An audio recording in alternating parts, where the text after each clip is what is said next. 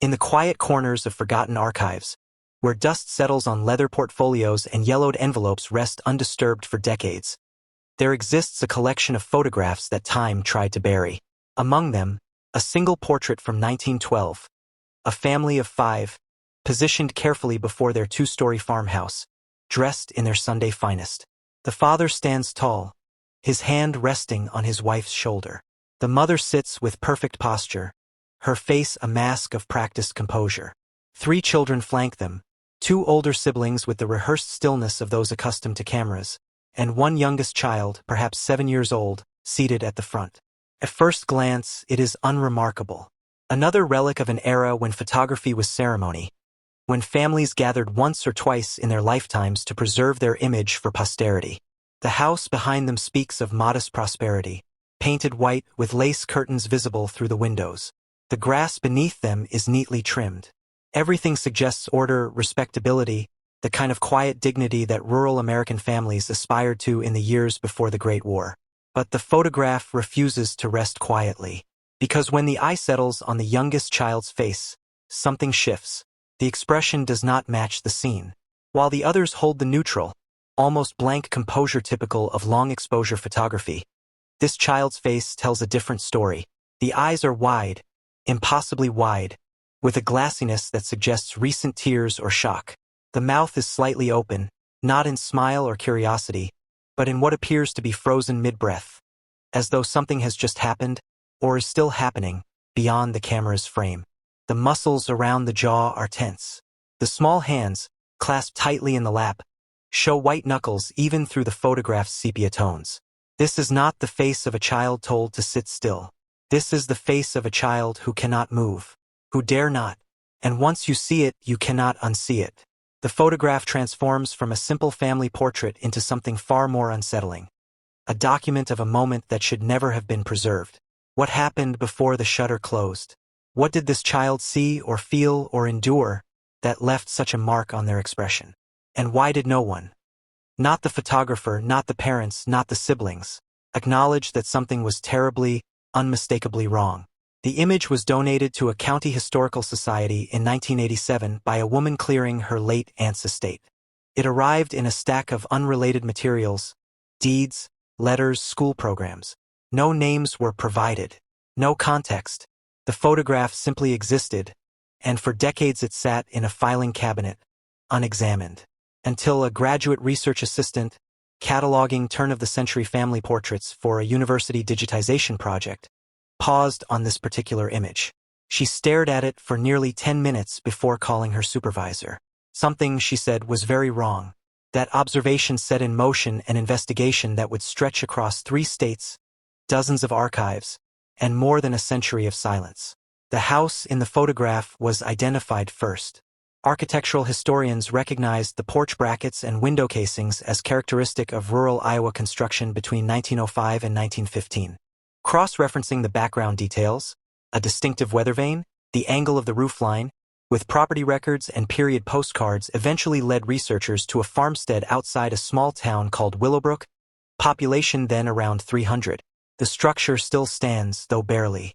Current owners say the house has always felt heavy, a word they use without irony. Rooms are cold even in summer. Doors close on their own. But these are not ghost stories. They are textures, atmospheric details that cling to places where suffering occurred. The house, even now, remembers. Census records from 1910 and 1920 provided the family's name, the Corliss family. Albert Corliss, age 41 in 1912, was listed as a landowner and grain merchant.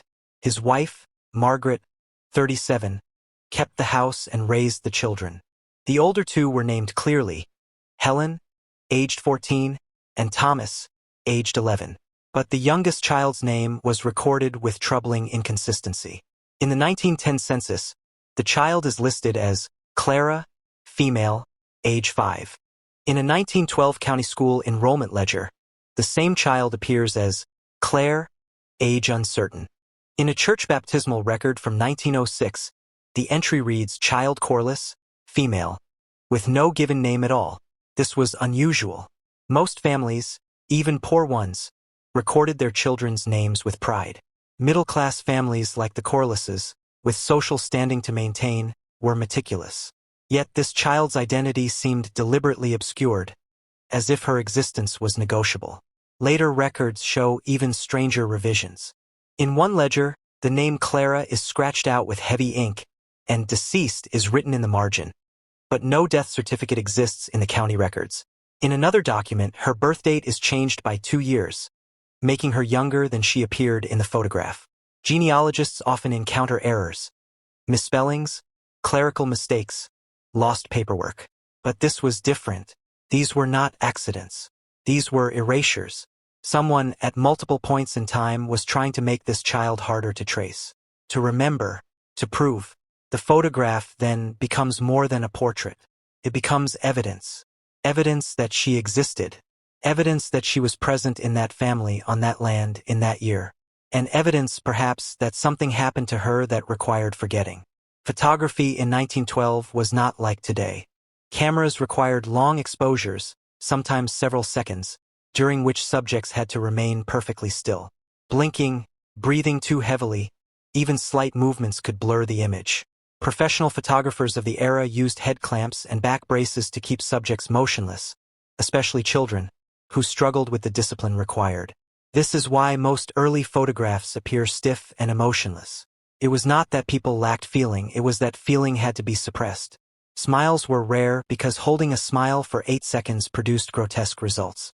Faces were meant to be neutral, blank slates on which future generations could project their own interpretations.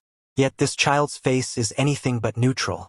Experts in historical photography, when shown the image, confirm that the exposure time for this photograph would have been between 6 and 10 seconds, based on the lighting conditions and film quality of the period.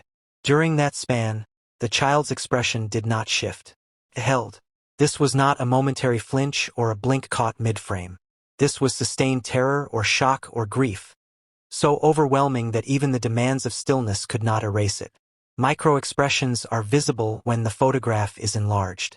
The left eye is slightly more open than the right, a sign of acute stress. The lips tremble at the edges, a barely perceptible quiver that the camera captured despite the child's effort to remain still. The angle of the head is tilted just slightly downward, not in obedience but in withdrawal, as if trying to make the body smaller, less noticeable.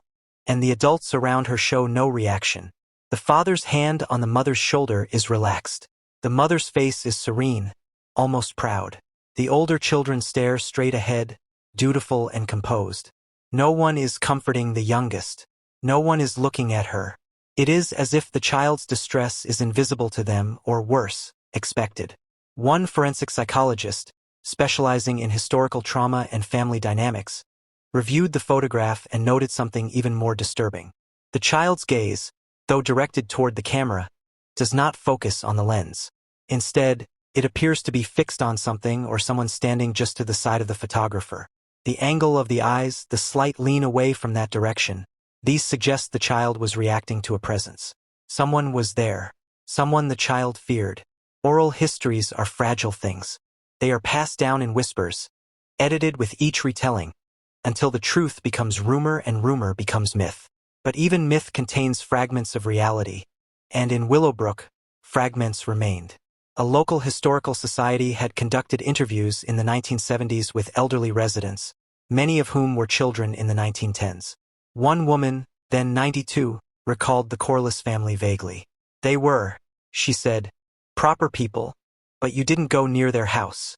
She remembered the older daughter, Helen, as polite but distant, and the son, Thomas, as mean-spirited and cruel to animals. But when asked about the youngest child, the woman's face changed. She said, "There was something wrong there. We didn't talk about it, but we knew." Another account came from a descendant of a family that lived 3 farms over. She had found letters in her grandmother's belongings, written in 1913, in which her grandmother mentioned the Corliss girl who was sent away. The letter gave no further details, but the tone was somber, almost mournful. Sending a child away in that era could mean many things: boarding school, religious institutions, reformatories, or asylums. Could also mean death, phrased delicately to avoid scandal. A retired schoolteacher, researching local education records, found a notation in a 1912 attendance log: C. Corliss, removed from attendance by parental request. No reason was given. No forwarding information. The child simply stopped going to school, and no one questioned it. In an era when education was not yet compulsory in rural areas, such absences were not investigated. Families had absolute authority over their children, and what happened within the walls of a home was considered private, even sacred. Neighbors in that time did not intervene. To do so would have been to challenge the natural order, to imply that a man could not govern his own household. And so the silence was collective. The child disappeared, not in a single violent act, but in a slow erasure, removed from school, removed from church records, removed from memory. Reconstructing the day the photograph was taken required piecing together weather records, local newspaper accounts, and the faint clues embedded in the image itself. The photograph was likely taken in late summer or early autumn. The trees in the background show full foliage, but the light has the softer quality of September rather than the harsh glare of July. Traveling photographers often moved through rural areas during this season, offering family portraits before winter made travel difficult. The Corliss family, eager to present themselves as respectable and successful, would have agreed to the session. Preparations would have been extensive. Clothing pressed, hair combed, the house and yard tidied. This was a performance and every detail mattered. But something went wrong. Perhaps it was just before the photograph was taken. Perhaps it was during. The child's expression suggests an immediate trauma, not a lingering sadness. The body language of the parents suggests they are aware of the child's distress but are choosing to ignore it, to proceed as if nothing is happening. This is not neglect born of ignorance. This is deliberate. One theory, supported by child psychologists who specialize in historical abuse cases, is that the child was punished immediately before the photograph was taken, possibly for resisting, for crying, for failing to comply.